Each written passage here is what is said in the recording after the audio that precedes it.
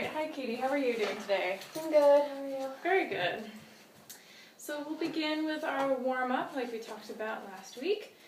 So we'll put our metronome on at 60 and we'll play through down to the double bar.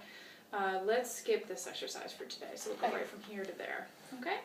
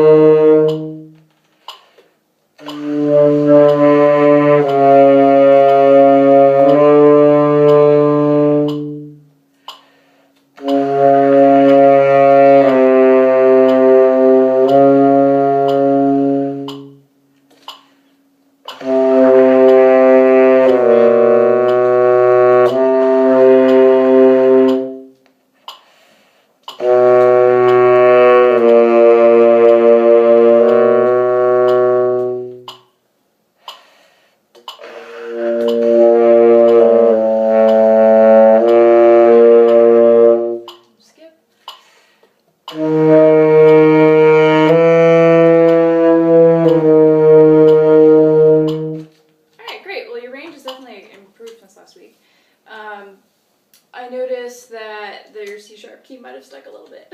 I have some trouble with these keys over here, figuring out where they are still. Okay.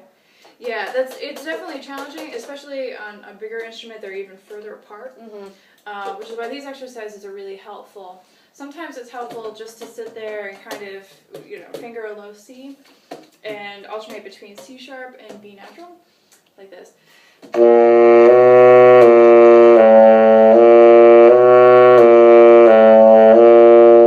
It may sound a little funny to just do that by yourself, but what it'll really do is just kind of solidify, okay, this side is up, that side is down, especially putting the C in between. It's a lot easier than just sliding between the two, and that really doesn't help much. Great, so let's start here and we'll work our way up to here. This time let's really focus on beginning at a mezzo piano and growing into a moto mezzo forte and crescendoing back down to a mezzo piano. Ready? Play.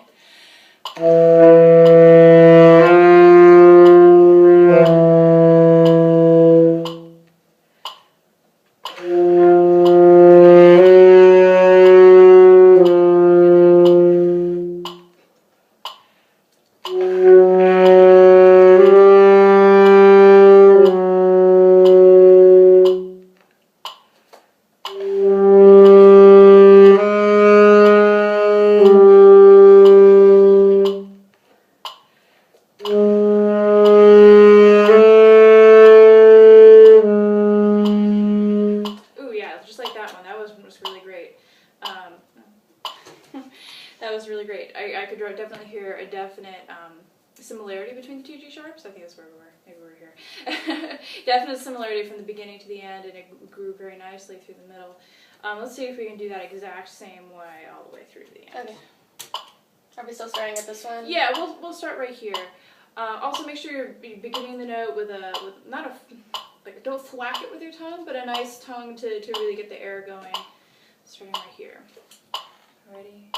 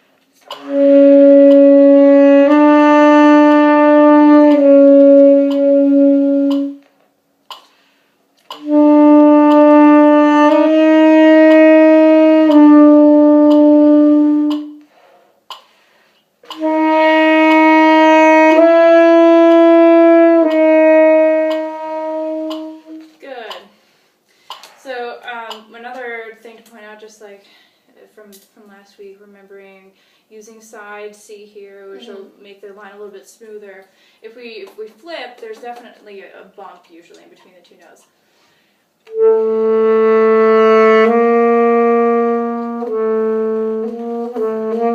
What if we use side?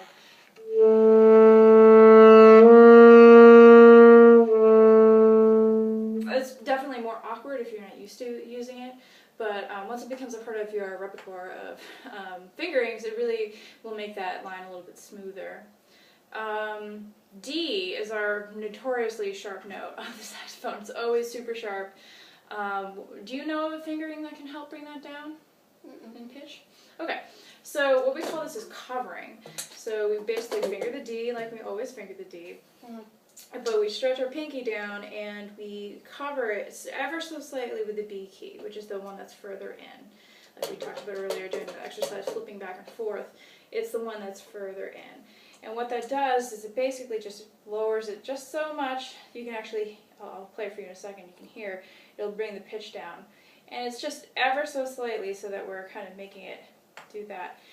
That's really the best technique to help bring that down, other than a technique called voicing, which is useful, but this is the most fail-safe. I almost play all of my Ds with that down, especially on alto, because that'll bring the pitch down just enough so that it's more manageable to work with up here.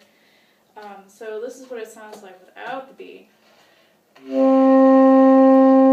And if I lower the B, it really brings it down.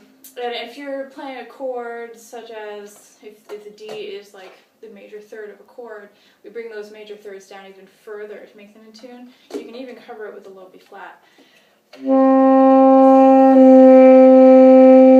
which sounds crazy. It sounds much, much lower, but that'll definitely be an excellent tool to use, especially in band. Especially on saxophone, we play a lot of Ds. So that's a pretty notorious note. Let's move on to the finger exercises. And let's see if we can be using our side C here. Okay. Like we were before. You've got that? Okay, great. Just waggle back and forth for me. Fingering a B and a C. Just go back and forth like, just so I can hear that. Good. Very good. Okay, so we'll put this on and we'll play just 1 through 8 for now. Okay. And we will do the repeats.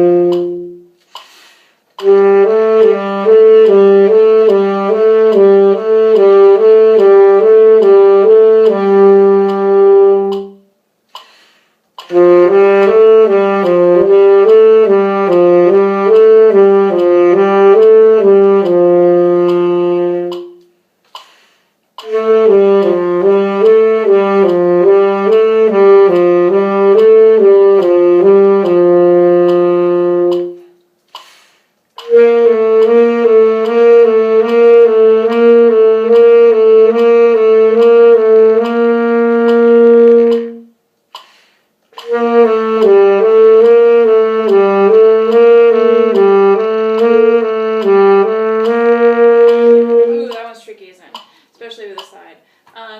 Do me a favor and just play A, B, C.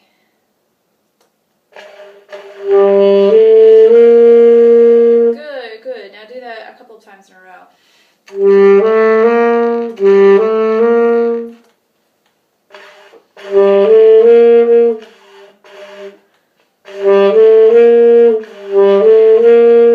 Good. Okay, so now let's go A, B, C, B, A.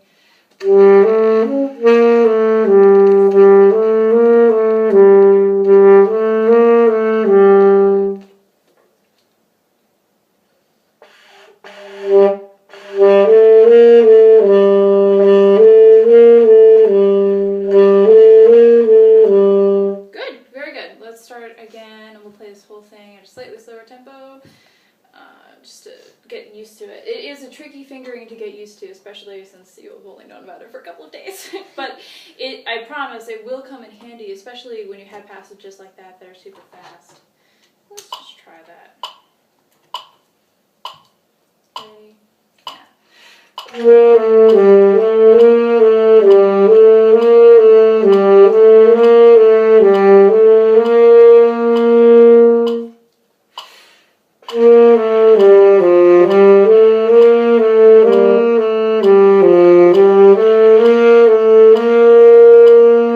Oops, moving on. Ready?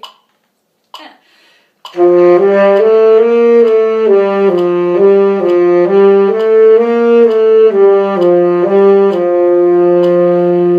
Very good. Awesome. It will become more natural, I promise. It does feel a little awkward, but I promise it'll become more natural as we go. So, let's see. Let's see if we can start working on... Did you get a chance to also look at this? A little bit, not much though. Okay, that's okay. We can just focus on the first couple of lines, or the first line.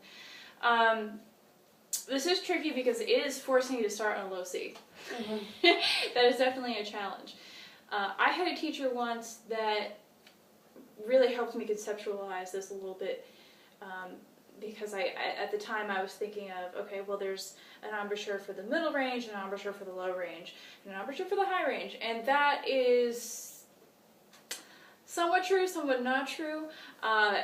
My sound opened up and I became much more flexible within all the ranges instead of having like, I could play up in the higher register really comfortably, but I couldn't get down to the lower register, and once I was there I really couldn't get anywhere else. His concept was everything was played with that low embouchure. So that's something interesting, I think, to think about, because that's kind of counterintuitive. So what I would do for exercises like that, I would play a low C or a low B or a low B flat.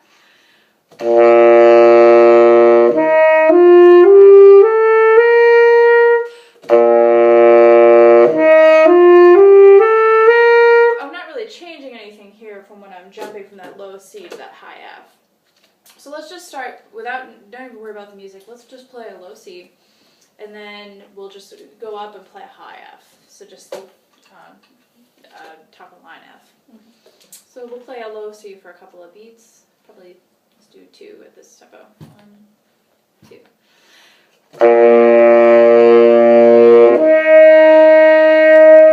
Good. Now try that on your own.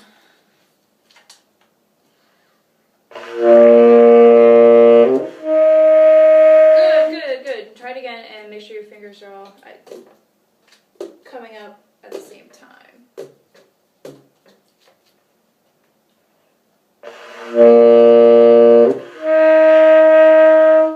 Good. I feel like your pinky might try that again. And see if you can fill the whole room with that low C sound right from the beginning.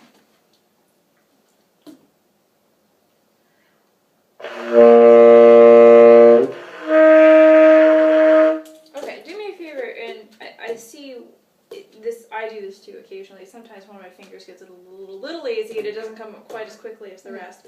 I noticed that like this low pinky is definitely coming up quickly, and then this one's coming up quickly, the middle finger, and then this third sort of fourth awkward finger doesn't like to come up quite as quickly. So just go like this a couple of times.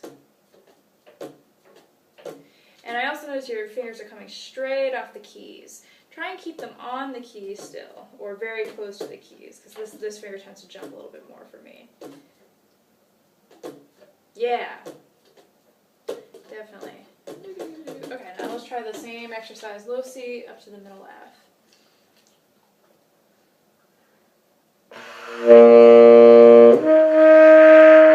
Good.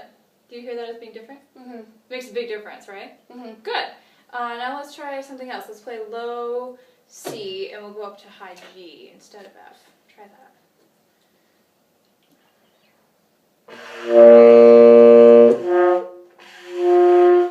Oop, yeah, sorry, that was a bad note to pick. G is always notorious on tenor saxophone. I mean, that sound. That comes out so easily on the tenor saxophone. It's actually, it has to do with the acoustics and the physics of the instrument. It has almost nothing to do with us. So the best way to learn not to do that is to just do it as much as you can. How do you know, figure out what it is that you're doing to cause that, and then sort of learn it backwards. That's actually, it sounds kind of silly, but that's the best way to learn it. So instead of doing G, I'm sorry, use F sharp instead. So low C to F sharp. Okay. Good. Yeah, try that again and make sure your air is continuous going. The same air that you use for low C on that high F sharp.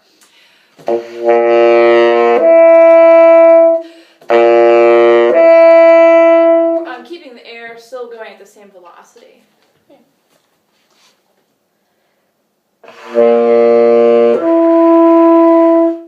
Good. That was great. Does that feel different from before? Mm-hmm. Good. So let's use that same concept of that low, big, full sound and that low C, and this should be a piece of cake because we're just going up and down.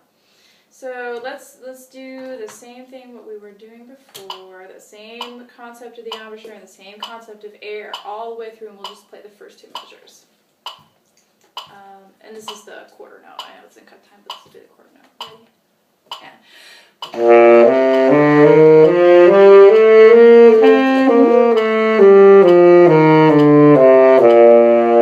Good. Try that again. It'll slow this down a little bit. 1, 2, ready.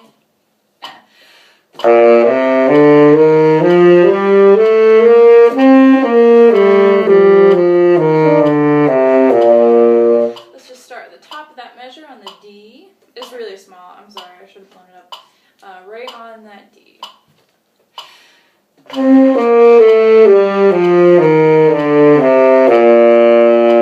Good. Now fill up the whole room by yourself. Let me hear you.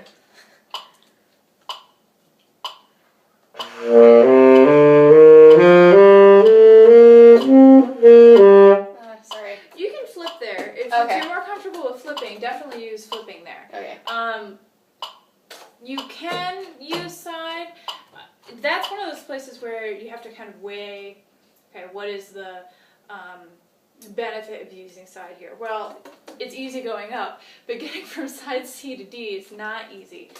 At some point when you become really comfortable, you can do it. I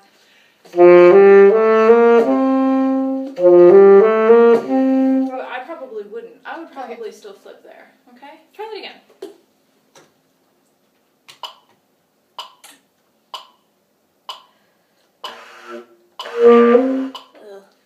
Yeah, go for it. It doesn't matter what sound comes out. There you go.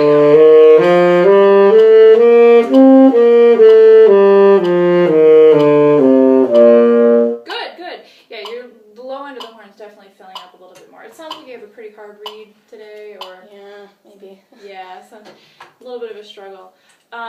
This is a common point that I often ask, and forgive me if this is something you know. When you wet your reed, do you wet the bottom part of the reed too? No, am I supposed to? Yes, that'll help you out a ton. So take it off and wet the bottom part. The actual conceptual reasoning behind this is when we're playing, the reed is vibrating.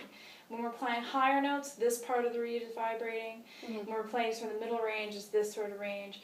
And when we're playing low register, the whole reed is vibrating. Even though it's held on by the ligature pretty tight, the whole reed is going to be involved in the creation of that sound. So if the bottom part of the reed is dry, and mine's actually a little bit dried out, which happens over time, that low register is going to be more difficult to respond. So it doesn't take too much, just give that bottom part a little bit of a soak. And for these bigger instruments, I usually just dunk it in like a cup of water or in the water fountain, because that'll really make a big difference of how quickly it'll absorb the water. Another thing I like to tell people is, well, saliva is a digestive fluid. Your reeds won't last as long as if you only wet them with your saliva. And it's a little gross, but definitely making sure that the bottom part of the reed is well soaked will definitely help a lot with that response issue. Seems like a very quick fix, but believe it or not, a lot of band directors don't know that.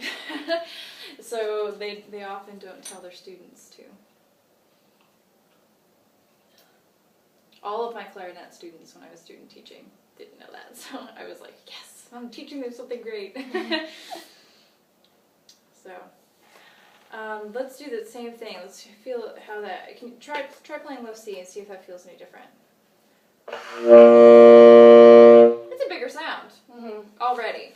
So that's something you should definitely work towards. That I think you should definitely wet your whole reed every single time. Cool, very cool. Let's just do that exercise one more time. And I'm not going to put the metronome on because I want you to think about sound. Filling the whole room with your sound.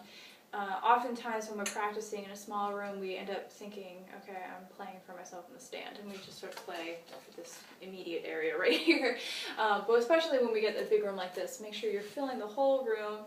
That doesn't mean super loud, but that does mean a full sound. Okay? So just try that first two measures just by yourself.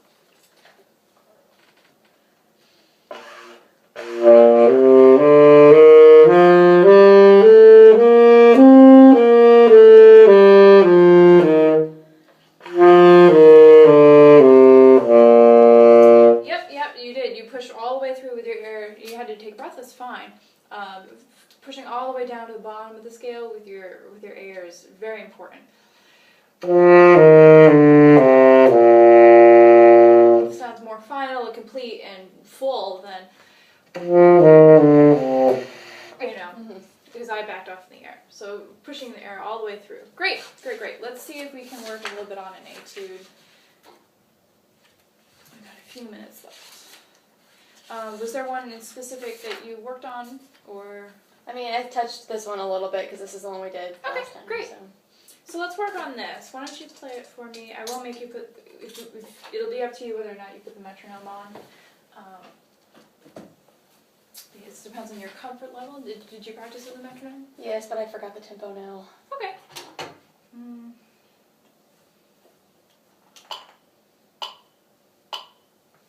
This seems a little slow.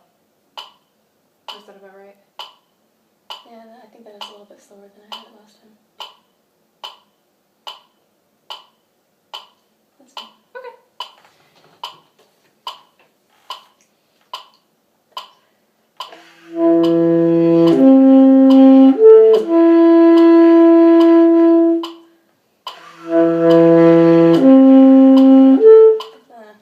It's okay.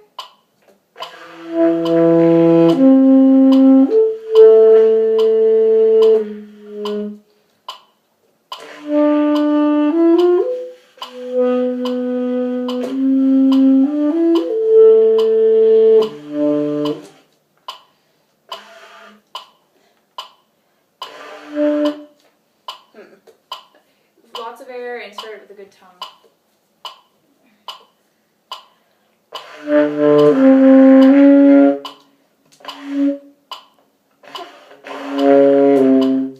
No, that's not it. That's an F.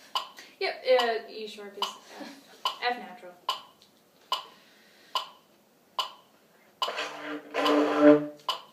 Oh, clear your mouthpiece.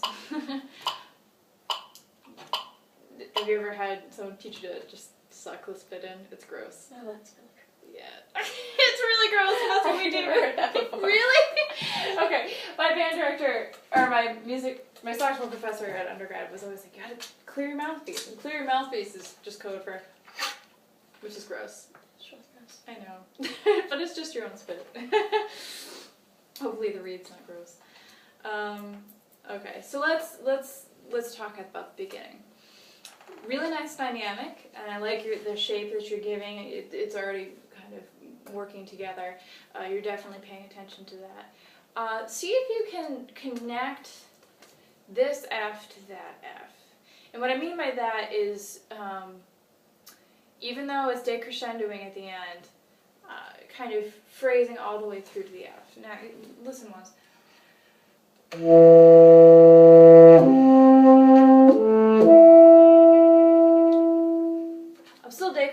starting, but I'm leading all the way to the F. So I would, I lost my pencil, but I would think about leading all the way to the F. One way of practicing that, which we can do, is just playing that F for this whole measure and going up to that F. Because that's really what the music's doing, right? It's going F to F.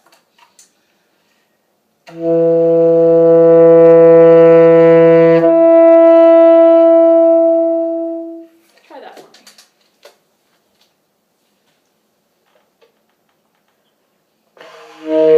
Sorry, F sharp. Oh, yeah, sorry. I keep saying F, but I mean F sharp.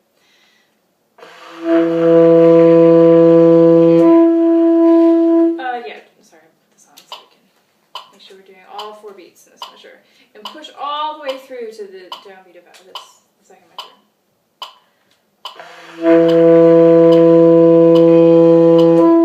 Good, good, good.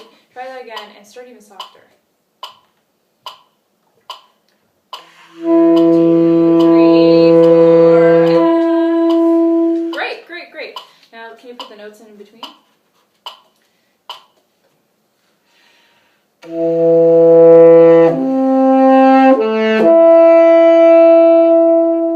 So same kind of air. I'm not changing my air for those 2 notes.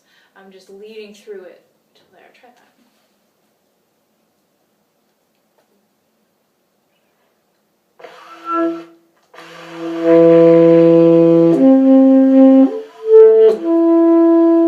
Good. I hear you backing off a little bit on the air here. Just start on this D.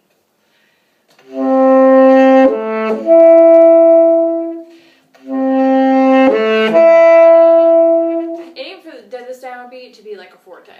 Okay. That's more than it will be, but aim for that to be a forte.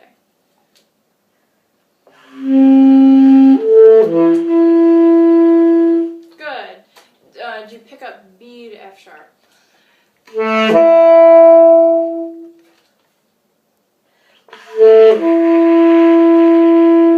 Good. Do start here. Same thing.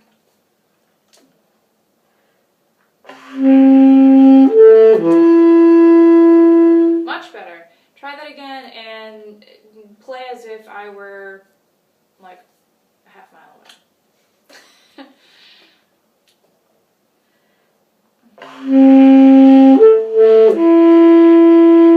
Definitely a bigger sound. That was great. Try thinking, this is going to sound crazy. Not really, but pretend this is a half note. And so we'll play a half note F sharp, half note D, half note F sharp. Don't worry about the decrescendo. Aim for this to be forte. So we're just going to grow, like the exercise where we grew through. Try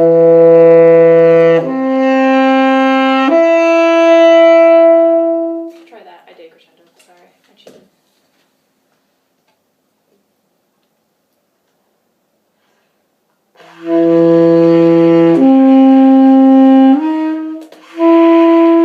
Yes, that started great. Try that again and make sure we aim there.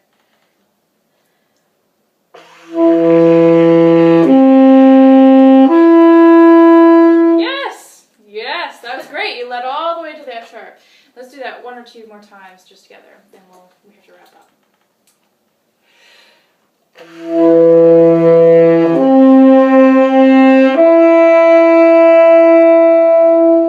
Great. Now let's put the notes in. 1, 2, 3, 4.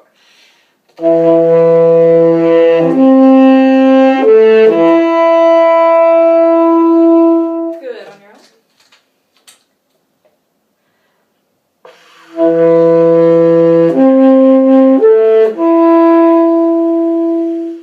Great. Great. That was a big change from before, right? So what we'll just have to do is just apply that same concept to here. So we'll grow all the way through. Now we do have to decrescendo a little earlier here. That is because the line goes down. See here, we're going up and we're going down, and that's kind of how the dynamics go. We don't have to work as hard here. So you just listen once and I'll play that.